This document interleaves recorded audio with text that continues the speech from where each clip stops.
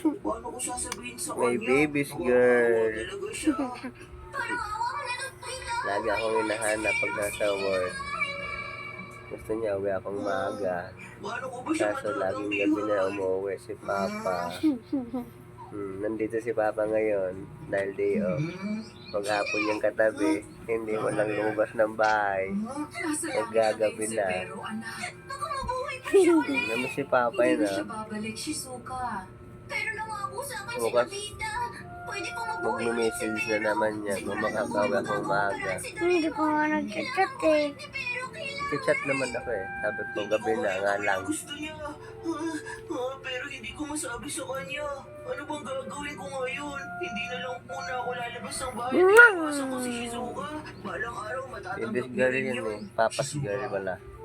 Halika na, Shizuka. Lagi akong hinahanap pag nasa work. Pupuntahan ko lang po si Nobita. Shizuka! Mula kanina umaga, hindi pa siya lumalabas. Dito lang sa tabi ko, mga harot. Bumabawi kay Papa. Nobita! Nobita, wala pa rin ba? Bilisan Ayun, mo gusto naman, na sige pa. na naman ako nakikiusap. Uy! Ano gagawin ko? Busy sa cellphone oh. Raymond, paano ba to? Nandito sa bahay si Shizuka. Ano yung kinakain mo? Ubos na? Gamot ba yung hawak-hawak mo na pang Ano pabuhatay? eh, balat na yun. Hindi, pero kaya nang gamutin lahat ng karamdaman.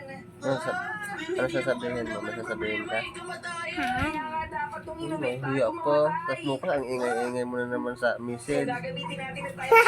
Kulitin mo kung umuwi maaga. Pero hindi tayo makakasigurong tatalab tong gamot na nakuha ko. O ano? Pero may pag-asa namang gumapala yan. Oo nga, tama ka.